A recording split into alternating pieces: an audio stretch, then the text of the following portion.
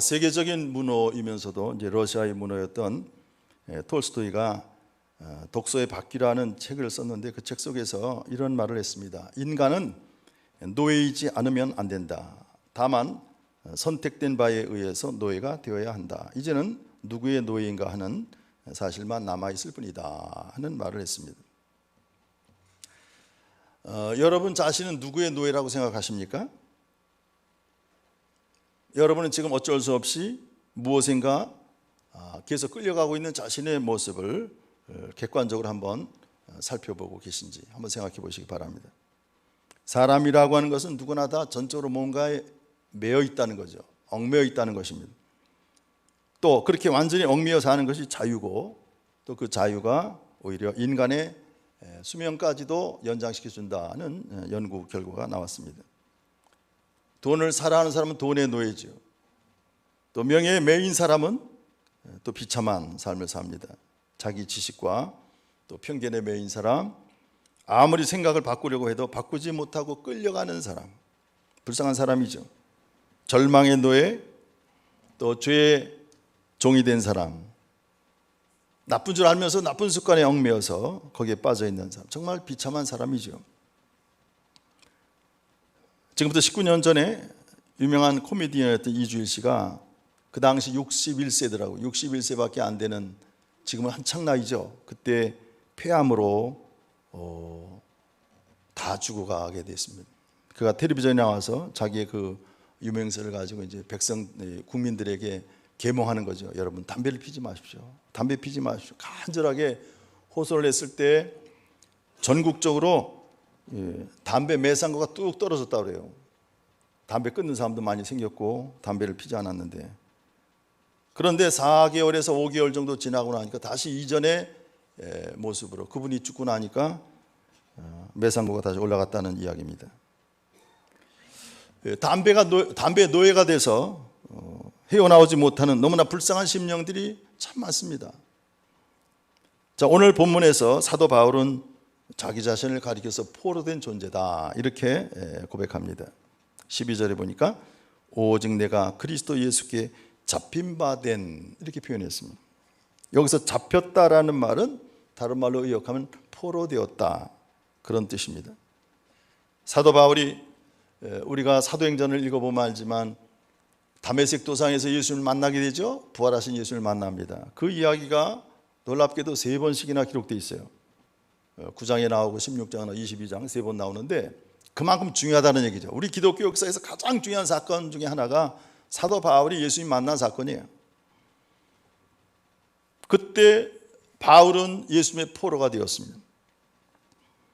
예수님을 믿는 사람들을 잡아 죽이기 위해서 다메섹으로 달려가던 도중 예수님께서 나타나셨습니다. 그의 길을 막아서시면서 사울아 사울아 네가 어찌하여 나를 박해하느냐, 나는 네가 박해하는 예수다.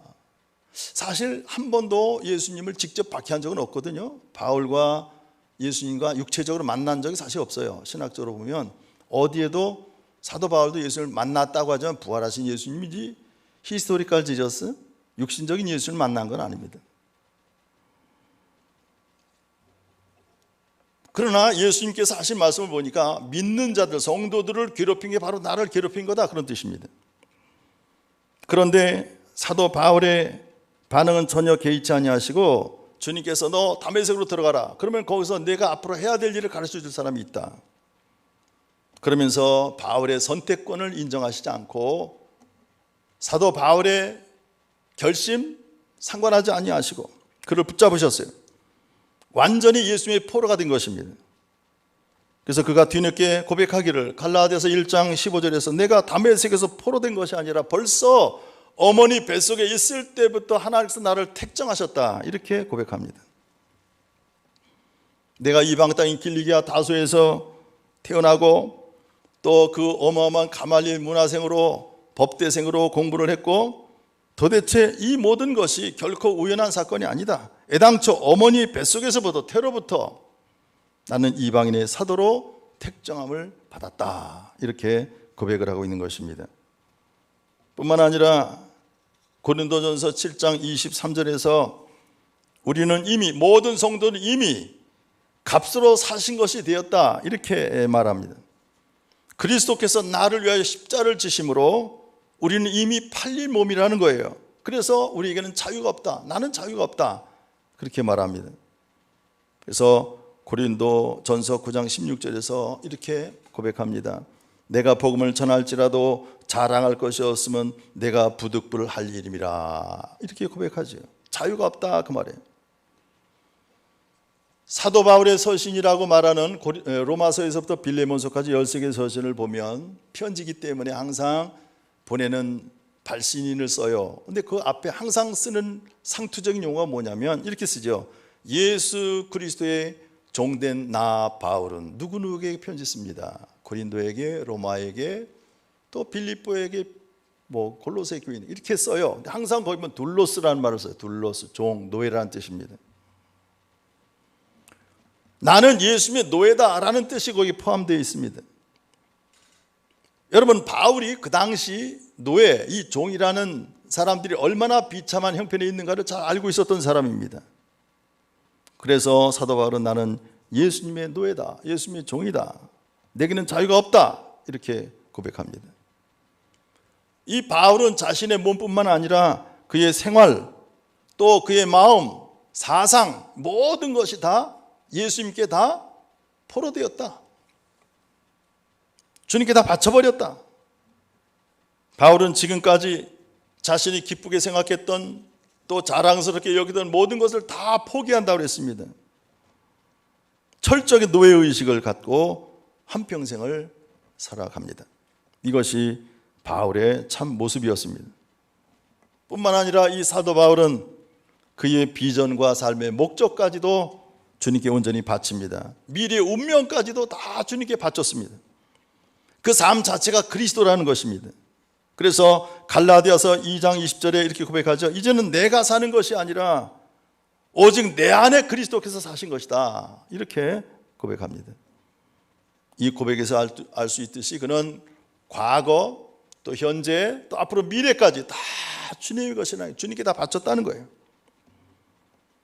오직 주님을 위해서 살아간다는 것입니다. 주님께서 보여주시는 길만이 내가 달려갈 길이라 하는 믿음으로 철저한 노예의식으로 한평생을 살아갔습니다. 유명하신, 지금 고인 되신 빌리그레암 목사님께서 한 곳에서 큰 부흥 집회를 인도하셨는데 그 집회가 끝나자마자 숙소로 아주 점잖은 신사 한 분이 찾아왔다는 것입니다. 그리고는 그는 아주 중요한 질문을 했습니다. 오늘 목사님께서 장차올 미래에 대해서 말씀해 주셨습니다. 주님의 재림하심과 또 하나님의 심판, 또 이 역사의 끝에 대해서 말씀하셨습니다. 잘 들었습니다. 그런데 내가 한 가지 궁금한 게 있습니다. 꼭 한 가지만 물어보겠습니다. 목사님 자신의 미래에 대해서 알고 계십니까? 라는 질문이었습니다. 이때 빌리그레암 목사님 빙그레 웃으시면서 이렇게 대답했다고 합니다. 제 자신의 미래는 전혀 알 수가 없습니다. 그러나 한 가지 아는 것은 나의 미래를 누군가가 꼭 붙들고 계시다는 사실입니다. 그것만은 확실합니다. 과거를 붙들고 계시듯이, 현재를 붙들고 계시듯이 앞으로 미래도 그분이 붙들고 계십니다. 그것만은 확실합니다. 이렇게 대답했다는 것입니다. 사도 바울은 그가 철저하게 그리스도의 노예로 붙잡혔다는 그 사실을 오늘 이 본문의 말씀에서 아주 논리적으로 잘 설명하고 있습니다. 우선은 삶의 목적이 붙잡혔다는 거예요. 도대체 내가 누구를 위해서 살아가는가? 이 자체가 주님 것이다. 그래서 빌립보서 이 편지를 쓰기 전에 앞부분에서 서론에서 이렇게 말하죠. 1장 21절에서 이는 내게 사는 것이 그리스도니 죽는 것도 유익함이다, 이렇게 쓰고 있습니다. 내가 사는 것 그 자체가 그리스도라는 겁니다. 내가 살아있다는 것만이 아니라 앞으로의 삶까지도 오직 그리스도를 위해서 그렇게 목적이 주님께 붙들렸다, 그 말입니다. 그래서 고린도 후서 5장 15절에서 이렇게 말하죠. 그가 모든 사람을 대신하여 죽으심은 살아있는 자들로 하여금 다시는 그들 자신을 위하여 살지 않고 오직 그들을 대신하여 죽었다가 다시 살아나신 이를 위하여 살게 하려 함이라, 이렇게 말합니다. 이 고린도후서 5장 15절 말씀 가운데 키워드가 있어요. 가장 중요한 단어가 있는데 위하여라는 단어입니다. 위하여. 우리 예수 믿는 사람들은 우리 삶의 목적에 혁명이 일어납니다. 나 자신을 위해서 살던 사람이 이제는 예수 그리스도를 위해서 사는 삶으로 바뀌어진다 그 말이에요. 나 중심적인 삶에서 그리스도 중심으로 중심축이 옮긴다는 것입니다. 그런 사람을 가리켜 그리스도인이라 그렇게 부릅니다. 특별히 사도행전에 그리스도인이라는 말이 처음 나오는데 이 그리스도인이라는 말은 헬라 원어를 보니 크리스티아누스라는 말입니다. 이 크리스티아누스라는 말은 그리스도께 속한 사람이다 그런 뜻입니다. 삶의 목적 자체가 그리스도께 붙잡힌 바 된 사람이다. 그것이 바로 그리스도인이라는 겁니다. 크리스티아누스라는 겁니다. 그리고 바울은 자기의 모든 지식과 자기의 모든 가치관이 예수님께 붙잡혔습니다. 왜? 오늘 본문 8절에서 그렇게 고백하죠. 그리스도 예수를 아는 지식이 가장 고상하기 때문이다. 그렇게 고백합니다. 여러분, 우리가 성경을 읽고 그리스도를 알고 또 하나님을 알고 진리를 아는 것이 너무나 고상하기 때문에, 가장 고상하기 때문에 지극히 만족함으로 주님께 모든 걸 다 바치고 살아가십니까? 사도 바울은 그랬다는 거예요.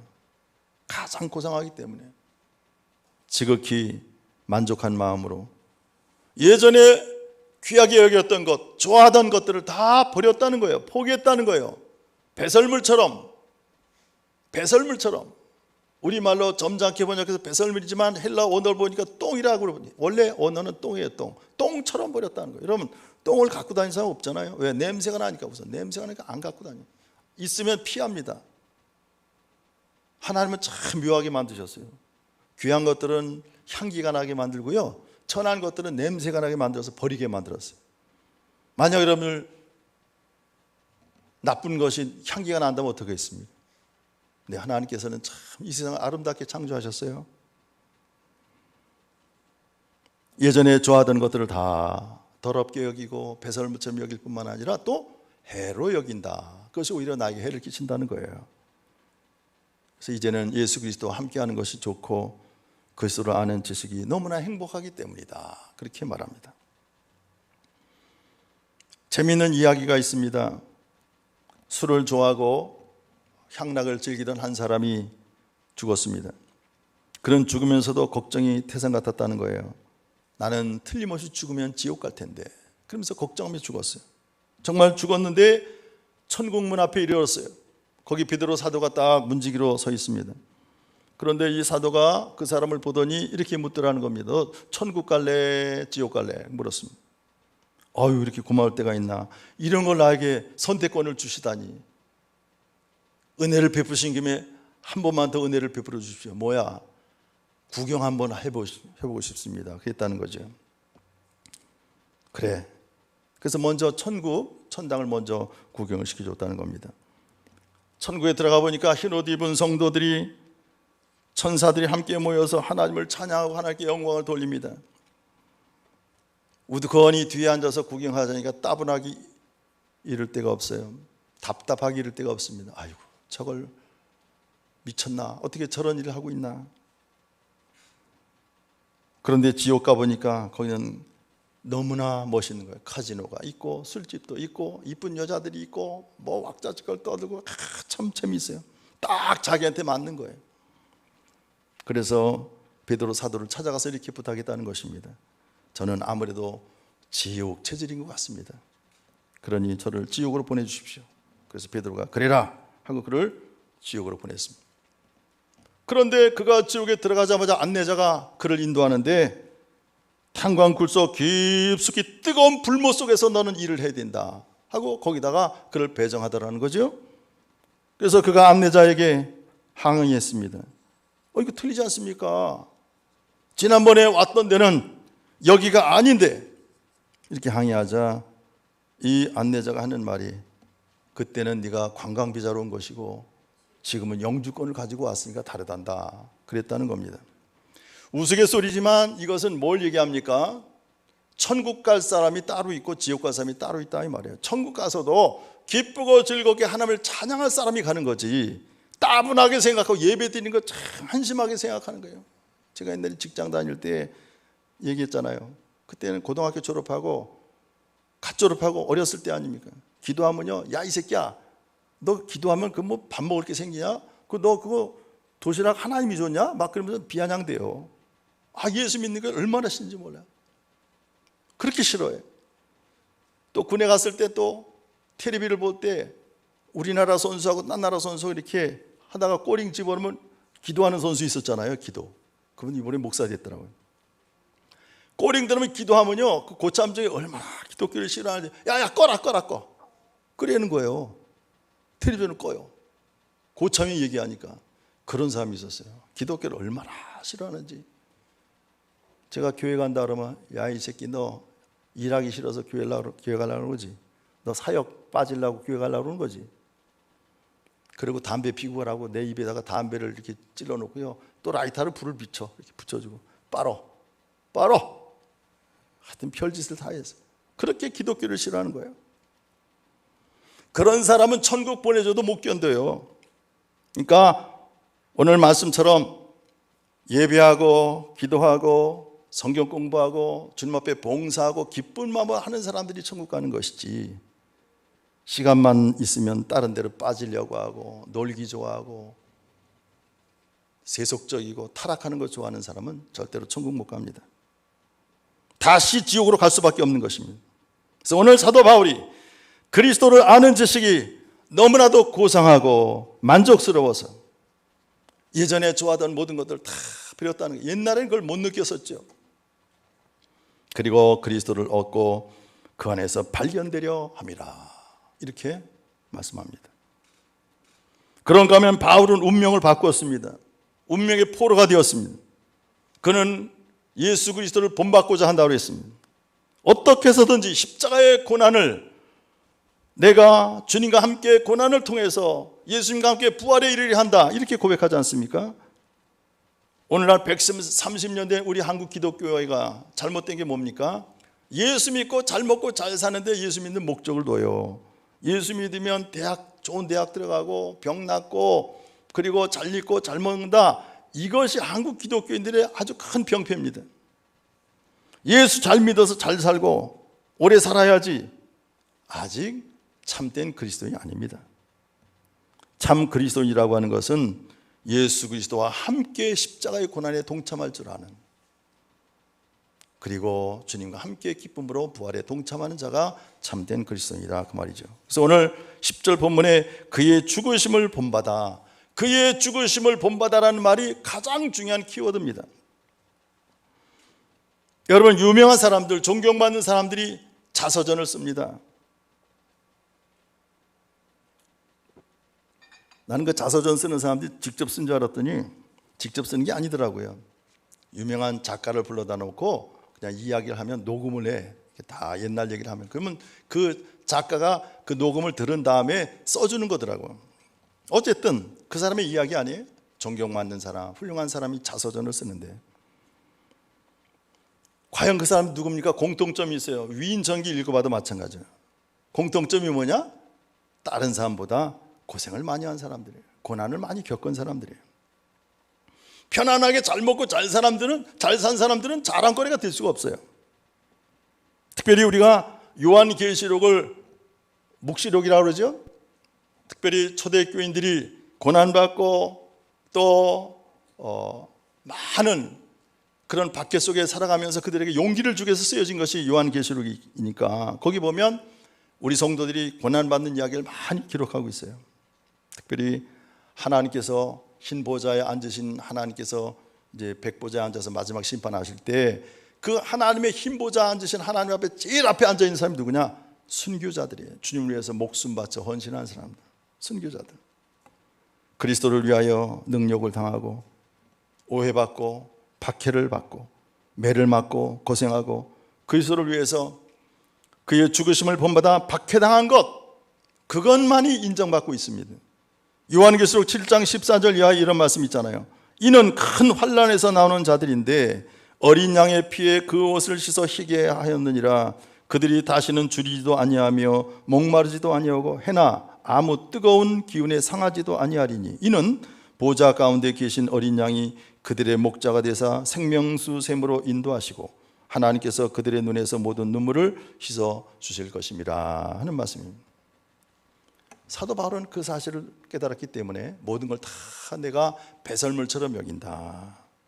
죽으심을 본받아 십자가에 동참하길 원하고 주님의 부활에 동참할 것이다 이렇게 말합니다. 한평생 주님을 위해서 고린도후서에서 고백한 걸 보세요. 그 고난받은 얘기를 간단하게 썼지만 여러분 40에 하나 감염매를 5번씩이나 맞았다는 거예요. 태장이면 작대기 같은 거로 맞는 거예요. 여러분 맞아보셨어요? 저는 군에 있을 때 20대 맞았어요. 20대 맞으니까요 사람 죽겠더라고요. 더군다나 아무 잘못도 없는데. 아카시아 나무 큰 거 가지고서 그걸 두드려 패는데요 있는 힘을 다해서 두드려 팬 거예요. 뼈가 부러지지 않은 게 참 다행이죠. 20대 맞고 나니까 속옷이 달라붙어 갖고 옷을 못 벗었어요. 일주일 이상을. 막 여기 엉망이 되더라고요. 허벅지가요. 근데 그거를 40에 하나 감염에 39대를 두드려 맞고 5번씩이나 맞았더니 이게 뭐 보통 문제가 아니죠. 그뿐이겠습니까? 동족의 위험과 강의 위험과 바다의 위험과 헐벗고 굶주리고 계속 얘기하잖아요. 얼마나 굶주리를 많이 당했어요. 얼마나 고통을 당합니까? 그럼에도 나중에는 로마에 끌려가서 결국은 목배임을 당하고 순교를 당합니다. 왜 그렇습니까? 예수님의 포로가 되었기 때문이다. 자, 에릭 프롬이라는 유명한 심리학자가 있는데요 이분이 쓴 글을 보면 오늘날 현대인들이 모두가 상품화되었다는 거예요. 사람의 가치를 상품적으로 경제적으로 평가한다는 거예요. 이게 문제라는 것이죠. 우리의 이념이든 또 개성이든 또 우리의 감정이든 심지어 미소까지도 다 상품화되었다는 거예요. 모든 것을 돈으로 계산합니다. 모든 것이 다 상품화되어 버렸다는 거예요. 그러므로 무가치합니다. 또한 확신이 없다 이렇게 말합니다. 빌립보서 2장 17절에서 사도 바울이 이렇게 고백한 적이 있습니다. 만일 너희 믿음의 제물과 섬김 위에 내가 나를 전제로 드릴지라도 나는 기뻐하고 너희 무리와 함께 기뻐하리니 이렇게 고백합니다. 빌립보 교인들을 위해서라면 내가 목사로서 전제가 뭐냐면 액체를 하나님께 드리는 제물을 전제라고 그래요. 포도주 같은 거죠. 나를 죽여서 내 피를 전제로 드린다 할지라도 나는 기뻐한다 이렇게 말하는 거예요. 내가 당신들 빌립보 교인들을 위해서라면 내가 이대로 죽어도 좋다라는 고백이에요. 참 위대한 고백이죠.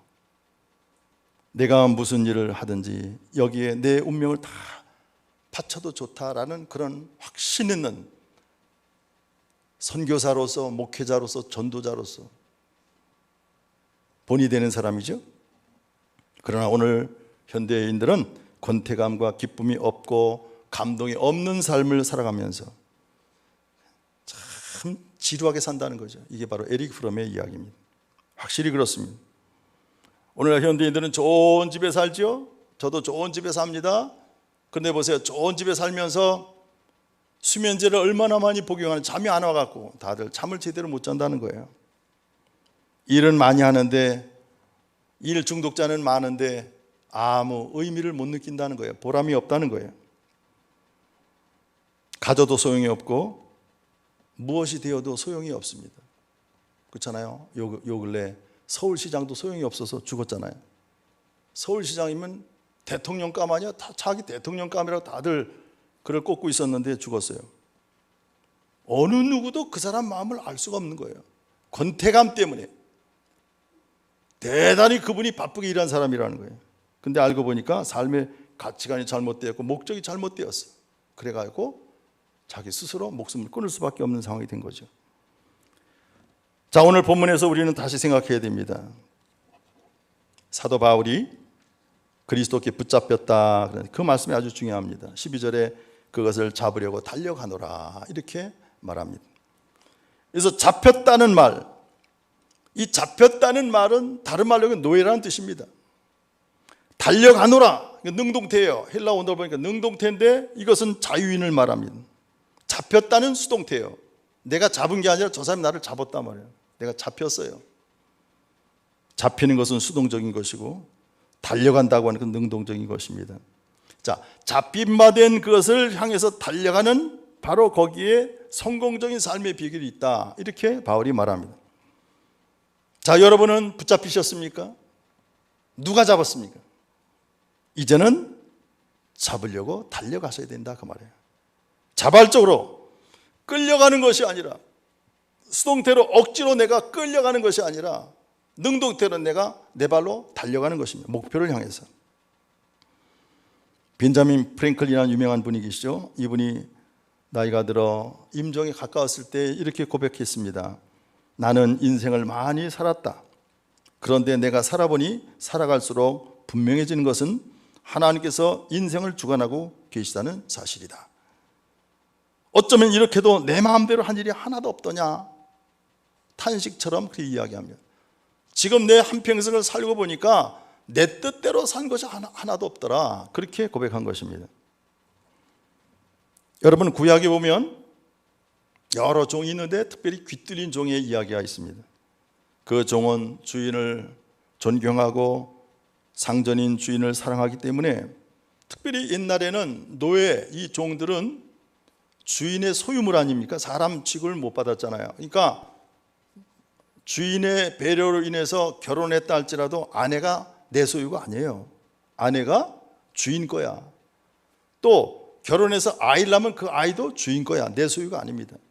자, 그런데 내가 이제 율법에 의하면 희년이 되면 자유함을 얻거든요. 50년이 지나면 자유를 얻게 돼 있어요. 아니, 50년이 아니더라도 희년 때는 다 자유함을 얻어요. 그런데 문제는 뭐냐면, 나는 자유함을 얻었지만 내 처나 내 자식은 아직도 그 주인의 노예로 남아있을 수밖에 없으니까, 첫째는 아내를 사랑하고 아이를 사랑하니까 어쩔 수 없이 나는 자유를 포기하겠다는 거예요. 그 집에서 노예로 살겠다는 거죠.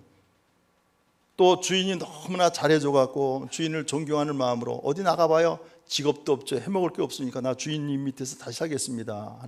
옛날에 미국에서 그랬다 그러잖아요. 북쪽에서는 다 노예가 해방되는데 해먹을 게 없잖아요. 흑인을 누가 써줍니까? 직장도 없죠. 그렇다고 밭도 없잖아요. 그러니까 이 사람들 다 남쪽에 내려와서 다시 노예 생활을 했다 그러잖아요. 어떻게 보면 비극이죠. 그래서 그런 종이 있을 때 이 종이 주인에게 말합니다. 내가 주인님을 사랑하고 존경하기 때문에, 또 내 처자식을 사랑하니까 나 이 집에서 영원히 이제 노예가 되랍니다. 그렇게 고백하면 그를 데리고 문설주로 가서 그 귀를 송곳으로 뚫어요. 그래서 구멍이 뻥 뚫리면 그 사람은 종은 종이래 자유한 종이에요. 그러니까 일반 종들처럼 막 다루면 안 되는 거예요. 자유한 종이에요. 출애굽기 21장 5절 6절의 말씀이죠. 만일 종이 분명히 말하기를 내가 상전과 내 처자를 사랑하니 나가서 자유인이 되지 않겠노라 하면, 상전이 그를 데리고 재판장으로 할 것이요, 또 그를 문이나 문설주 앞으로 데리고 와서 그것에다가 송곳으로 그의 귀를 뚫을 것이라. 그는 종신토록 그 상전을 섬기리라 그랬습니다. 여러분, 아무리 발버둥 쳐봐야 이미 붙잡혔다는 사실입니다. 나는 이미 그리스도께 붙잡혀서 이 자리에 와 있습니다. 특별히 목사가, 제가 연회에서 지금 옛날 일을 생각해 보니까 부천제일에서 연회할 때 제가 안수를 받았거든요. 지금은 많이 이제 예식화가 이렇게 발전이 돼 갖고 뭐 이렇게 안수대도 있죠. 그때는 그런 게 없었어요. 그냥 엎드리면 그냥 20명 30명 되는 사람이 다 이렇게 손을 얹고 안수했던 그런 시절입니다. 자, 그 안수를 할 때 그때 내 마음은 대단한 감동을 받았습니다. 눈물이 안 나올 수가 없죠. 내가 이제는 이 후드, 목사로서의 후드를 내 목에 걸 때는 멍에인데, 주님이 나에게 지어주시는 멍에인데, 이 멍에를 이제 앞으로 평생 벗지 못할 거 아닙니까? 내가 앞으로 목사로서 성도들을 섬기고 교회를 섬겨야 되는 책임과 사명이 나에게 있다는 사실을 생각하면서 눈물이 나더라고요. 이제는 내가 어쩔 수 없이가 아니라 자발적으로 자원하는 마음으로 하나님의 일을 하는 것입니다. 여러분은 지금까지 무엇인가 끌려오는 것처럼 살았습니까?